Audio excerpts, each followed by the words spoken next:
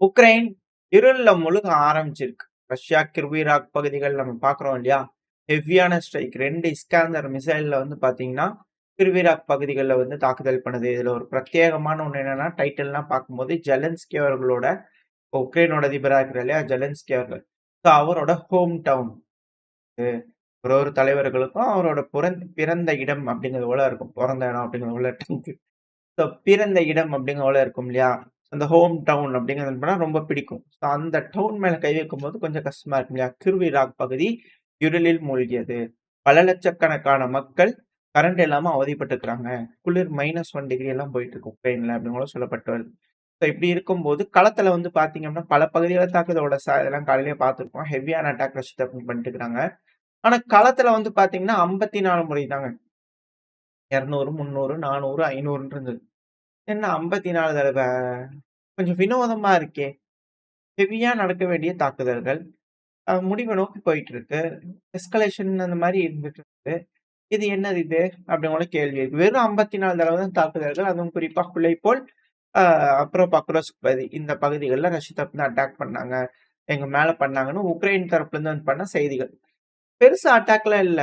3000, 4000 ட்ரோன்கள use பண்ணிட்டு இருந்தாங்க. பார்த்தீங்கன்னா, ட்ரோன் கவுண்ட் குடுக்குற அளவுக்கு கூட இல்ல போல தெரியுது. ரஷ்யா முன்னேறிக்கிட்டு இருக்காங்க. இந்த பகுதிகள்லாம் வந்து பண்ணா அவங்க கட்டுப்பாட்டுல வச்சுட்டு இருக்காங்க. உக்ரைன் ஸ்ட்ராட்டஜிக்கா அப்படியே பண்ணிக்கிட்டு இருக்காங்க. பின்வாங்கி முன்னேறுதல் ஜெயிப்பது அப்படிங்கிறதோட ஒரு ஸ்ட்ராட்டஜி வச்சிருக்காங்க இல்லையா? உக்ரைன் தரப்பு இந்த பின்வாங்கி ஜெயிப்பது அப்படிங்கிற ஸ்ட்ராட்டஜி. ஸோ அந்த ஸ்ட்ராட்டஜியில வந்து பண்ணா உக்ரைன் கருத்துங்க கண்ணும் கருத்துமா இருக்காங்க அப்படிங்கிற மாற்று கருத்து இல்ல. ஸோ இதுல ரஷ்யாவுக்கு பல பகுதிகள் புடிச்சுட்டாங்க அப்படிங்கிற சைட்ல இருந்து செய்திகள் வந்துட்டு இருக்கு. இதுல என்னன்னா, ரஷ்யாவோட ஃபாரின் மினிஸ்டர் தரப்புல இருந்து ஒரு ஸ்டேட்மெண்ட் வந்திருக்கு. அது ஆ உக்ரைனுக்கு செக்யூரிட்டி கேரண்டி குடுக்கிறதா சொல்லிக்கிறீங்க இல்லையா? ஃபாரின் ட்ரூப்ஸ்ன்னு யாராவது உள்ள வந்தீங்கன்னா, நாங்க அத லீகல் லெஜிட்டிமேட் டார்கெட்டா எடுத்துக்குவோம். ஏன் அப்டின்னா, எங்களுக்கும் எங்க நாட்டுக்கும் அது பிரச்சனை அப்டிங்கறதுல ஸ்போக் வுமன் இருப்பாங்க இல்லையா? மரியா ஜரகோ அவர்கள். அவங்க தரப்புல ஸ்டேட்மெண்ட் வந்திருக்கு. இப்ப யாருமே டிப்ளாய் பண்ணக்கூடாது ட்ரூப்ஸ. இந்த மிலிட்டரி ஃபெசிலிட்டீஸ் பார்ட்னர்ஸ்ன்னு சொல்லிட்டு வந்து யாராவது வந்து ஏதாவது செஞ்சுகிட்டு இருந்தீங்கன்னா, அங்க வந்து ஏதாவது ஆயுதம் தயாரிக்கும் தொழிற்சாலை ஏதாவது ஒண்ணு செஞ்சுட்டு இருந்தா, கண்டிப்பா நாங்க எல்லாத்தையும் அடிப்போம். இந்த ஃபாரின் இன்டர்வென்ஷன் அப்படிங்கிறதே வந்து பார்த்தீங்கன்னா இருக்கக்கூடாது. நாங்க அத எங்களோட செக்யூரிட்டிக்கு டைரக்ட் த்ரெட்டா பார்க்கறதுனால நாங்க அவங்கள அடிப்போம் அப்படிங்கிறது திருப்பி வந்து பண்ணா அவங்க தரப்பு வந்து கன்ஃபர்மேஷன் வந்திருக்கு. ஸோ எஸ்கலேஷன் உக்ரைன்ல வந்து பார்த்தீங்கன்னா, ஜெலன்ஸ்கி அவர்கள் எல்லாம் முடிஞ்சாச்சுங்க. டீல் எல்லாம் முடிஞ்சாச்சு. பாரிஸ்ல பேசி கோயலேஷன் ஆஃப் வில்லிங் அக்ரீமெண்ட் எல்லாம் முடிச்சாச்சுங்க. நாங்க அது வந்து ட்ரம்ப் அவர்களோட ஃபைனல் அப்ரூவலுக்காக வெயிட் பண்ணிக்கிட்டு இருக்கிறோம் அப்படிங்கிறத போல ஜெலன்ஸ்கி அவர்கள் தரப்புன்னு சொல்றாங்க. ஆனா ரஷ்ய தரப்புல இருந்து வந்து பார்த்தீங்கன்னா, இது போல பேசுறாங்க. என்னதாய்யா நடக்குதுங்க? ஆனா தாக்குதல் வந்து பெருசா நடக்க மாட்டேங்குதே. என்னதான் சொல்ல வராங்க அப்படிங்கிற ஒரு கேள்வி இருக்கு. ஆனா இன்னொரு பக்கம் எஸ்கலேஷன். ரஷ்யாவோட டேங்கர் எல்பஸ் அப்படிங்கிற ஒரு டேங்கர் வந்து பார்த்தீங்கன்னா, துருக்கி பகுதியில வந்துட்டு இருந்தது. ஸோ அந்த ஏரியால வந்து பார்த்தீங்கன்னா, மெடிட்டரேனியன் சி. ஸோ அங்க வந்து கருங்கடல் இருக்கு இல்லையா? ஸோ அந்த ஏரியாக்குள்ள வரும்போது, துருக்கி பக்கத்துல வந்துட்டு இருக்கு. அந்த மேப் பார்த்தீங்கன்னா தெரியும். ஸோ அந்த டைம்ல வந்து பார்த்தீங்கன்னா, ட்ரோன் தாக்குதல் நடந்திருக்கு. இதனால யாரும் இறக்கல. பட் ஆனா டேமேஜ் ஏற்பட்டிருக்கு டேங்கோட அப்பர் பார்ட்ல அப்படிங்கிற செய்திகள் வந்திருக்கு. ஸோ இது போல எஸ்கலேஷன் அப்படிங்கிறதுக்கு பஞ்சமே இல்ல. அதுவும் குறிப்பா ரஷ்யாவோட டேங்கர்ஸ், அதுவும் ஷேடோ டேங்கர்ஸ குறி வச்சு எல்லாரும் அடிச்சுக்கிட்டு இருக்காங்க. நாட்டோ நாடுகளா இருக்கட்டும், உக்ரைனா இருக்கட்டும், ஒரு அமெரிக்காவா இருக்கட்டும், எல்லாரும் வந்து பார்த்தா ஹெவியா அட்டாக் பண்ணிட்டு இருக்காங்க அப்படிங்கிறத மாற்று கருத்து இல்ல. ஸோ ஒரு ஹெவியான எஸ்கலேஷனுக்கு ட்ரை பண்ணிட்டு இருக்காங்களா அப்படின்ற கேள்விகள் இருக்கு. ஸோ இப்படி இருக்கும் சமயத்துல தான் வந்து பார்த்தீங்கன்னா, ஜெலன்ஸ்கி அவர்கள் வெயிட் பண்ணிக்கிட்டு இருக்கிறோம் அப்படின்னு கூட சொல்றாங்க. இப்போ ஜனவரி 16 வந்து பார்த்தீங்கன்னா, டாவோஸ்ல வேர்ல்டு எக்கனாமிக் மீட்டிங் ஒண்ணு இருக்கு. அந்த மீட்டிங்க்கு பிசிக்கலா டொனால்டு ட்ரம்ப் அவர்கள் வரதா சொல்லப்பட்டுட்டு வருது. வராரா என்ன ஏதுங்கிறது தெரியல. ஜனவரி 16 நடக்கும்போது பார்க்கலாம். ஏன்னா, இப்ப யூரோப்புக்கும், அமெரிக்காவுக்குமே வந்து பார்த்தீங்கன்னா, முட்டல்கள் வர ஆரம்பிச்சிருக்கு 2 சைட்லயுமே. அதுவும் அமெரிக்காவோட அதிபரான டொனால்டு ட்ரம்ப் அவர்களோட அரசாங்கம், யுஎன்னோட சட்டதிட்டங்கள்லாம் ஒண்ணு ரெடி பண்ணி ஆர்கனைசேஷன்லாம் வச்சிருப்பாங்களே, அதுல 66 அமைப்புகள் வந்து வெளியேறுங்கப்பா. என்ன பேசிட்டு இருக்கிறாங்க சும்மா. அவங்க பேசிட்டே இருக்கிறாங்க. ரொம்ப அன்கம்ஃபர்டபுளா இருக்கு. அதனால இதெல்லாம் சரி வராது. அ ச இதுலருந்து வெளிய வா. நம்மளுக்கு வந்து அது நம்மளோட இன்ட்ரெஸ்ட்டுக்கு அவங்க எதிரா இருக்கிறாங்க. அவங்க பேசுறதே ஒண்ணும் சரி வர மாட்டேங்குது. எல்லாம் கூடி உட்காந்து சும்மா உட்காந்து கையம்யா, கையம்யான்னு கத்திட்டு இருக்கிறனால, பிடிக்கல. அதனால யுஎன்ல இருந்து அந்த ட்ரீட்டி, இது போல பல விஷயங்கள், இந்த கிளைமேட் நெகோசியேஷன் இது போல பல விஷயம் எல்லாம் தண்டக்கருமாந்திரம் எல்லாம் வெளிய வாங்க அப்படிங்கிறது போல கையெழுத்து போட்டுக்கிறார். ஸோ 66 அமைப்புகள் இருந்து வெளிய வந்திருக்காரு. இதுல இருந்து என்ன தெரியுதுன்னா, ஐநா சபை கலைக்கப்பட போகிறது. உலகம் ஒரு போருக்கு தயாராகிக் கொண்டு இருக்கிறது. அதுதான் இதுல இருக்கக்கூடிய விஷயம். அதுக்கேத்த மாரியான விஷயங்கள் அப்படியே நகர்ந்து போய்க்கிட்டு இருக்கு.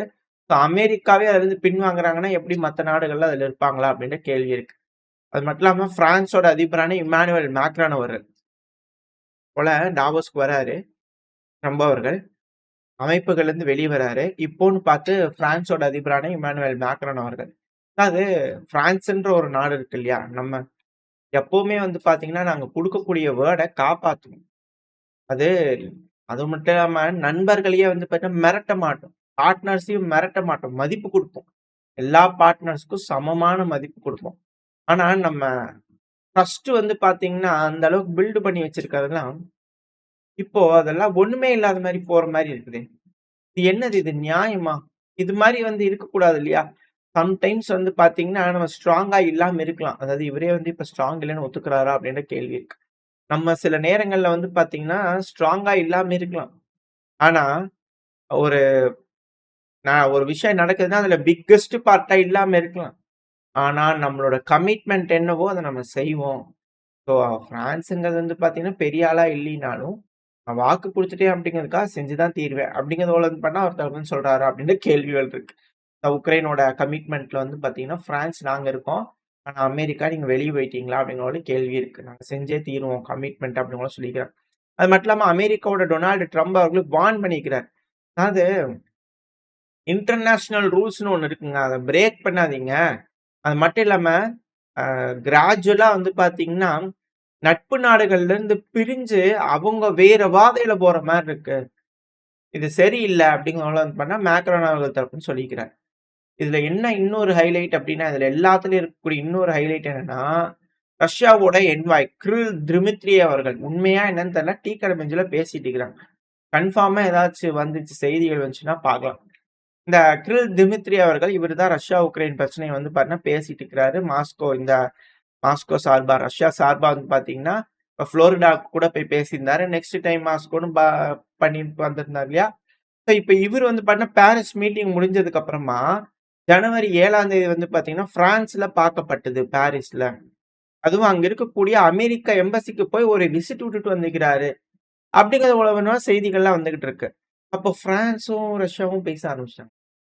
அ அமெரிக்கா போய் பார்த்திருக்காரு. அன்னைக்கு நடக்கக்கூடிய மீட்டிங்கோட சாராம்சம் வந்திருக்கும். அப்ப என்ன ரஷ்யா சொல்ற மாரி கேட்டு நடக்கலாங்களா? என்ன ஏது கைமாத்து விஷயங்கள்லாம் நடக்குதா? இது என்னதான் நடக்குது அப்படிங்கிற கேள்விகள் பலது வந்துகிட்டு இருக்கு. அதான் இந்த இடத்துல லிட்டரலா அமெரிக்கா தோத்துட்டாங்க. யூரோப்பியன் யூனியன் தோத்துட்டாங்க. பெரிய கோடா இருக்கு. இப்ப அது சிறுசா மாறணும் அப்படின்னா, அத விட பக்கத்துல ஒரு பெரிய கோடு போடு. இந்த பிரச்சனைய எல்லாரும் மறந்துருவாங்க. எல்லாரும் வந்து பார்த்தீங்கன்னா, ட்ரம்ப் அவர்கள் அமெரிக்கா, வெனிசுவேலா, கொலம்பியா அப்படிங்கிற இப்ப அன்சைட் பார்த்துட்டு இருக்கும்போது, இந்த ரஷ்யா, உக்ரைன் பிரச்சனை நம்ம பார்க்கவே இல்லை இல்லையா? எல்லாமே மறந்துருச்சு இல்லையா? அப்படி சின்ன கூட மாறிடுச்சு. இப்படி இருக்கக்கூடிய காரணத்தினால அந்த ரஷ்யா, உக்ரைன் பிரச்சனை முடியுது. அதுல தோக்குறாங்க. அது ஆன் ரஷ்யன் டெர்ம்ஸ் அப்படிங்கிறதோட வந்து ஜீரணிச்சுக்க முடியாதனால இது போல வேலைகள் செய்றாங்களா? அப்படின்ற போல கேள்விகள் வருது. ஒன்ஸ் வந்து பண்ண இதெல்லாம் முடிஞ்சதுக்கு அப்புறமா பேக் டூ நார்மல் அப்படிங்கிறது போல வந்து பண்ணா அமெரிக்கா மாறிடுவாங்களா? ஸோ அது வரைக்கும் இது போல பண்ணிட்டு இருப்பாங்களா? அப்படியே பிஆர் ஸ்டண்ட் பண்ணிட்டு இருப்பாங்களா? அப்படிங்கிற ஒரு கேள்வி இருக்குல்ல. இது உண்மையா என்ன ஏதுங்க தெரியல. ஏன்னா அமெரிக்கா ரெடி ஆகணுமா இல்லையா? சைனாக்கு, நார்த் கொரியாக்கு எகெயின்ஸ்டா. ஸோ அதுக்காக ரெடி ஆயிட்டு இருக்கிறாங்களா? அப்படின்ற கேள்விகள் இருக்கு.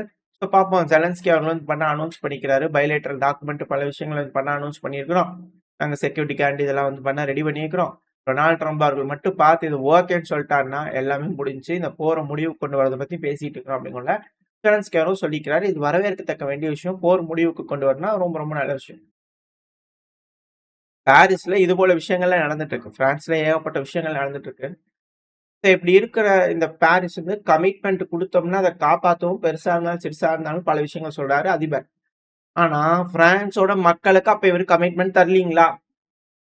அவங்களோட சொந்த மக்களுக்கு கமிட்மெண்ட்ட காப்பாத்த மாட்டாங்களா? அப்படின்னு கேள்வி இருக்கு. ஏன்னா, தொடர்ந்து பிரான்ஸோட விவசாயிகள் வந்து புரொடெஸ்ட் பண்ணிட்டு இருக்காங்க. டிராக்டர்லாம் கொண்டு வந்து மிக முக்கியமான பகுதிகள்ல பிரான்ஸ்ல எல்லா பகுதியிலும் நிறுத்தி பிளாக்கேட் பண்ணி, ரொம்ப லேண்ட்மார்க்கான விஷயங்கள்லாம் இருக்கும் இல்லையா? இந்த டவரு, இந்த கேட்வே மாரிலாம் இருக்கும் இல்லையா? ஸோ அந்த பகுதியெல்லாம் வந்து பார்த்தீங்கன்னா, டிராக்டர்லாம் நிப்பாட்டி, அவங்க தரப்புல கத்துன்னு கத்திட்டு இருக்கிறாங்க. இப்ப வரைக்கும் மேக்ரான் அவர்களுக்கு இப்படிலாம் நடக்குதா இல்லையான்னு என்னன்னு தெரியுதா என்னன்னு தெரியல.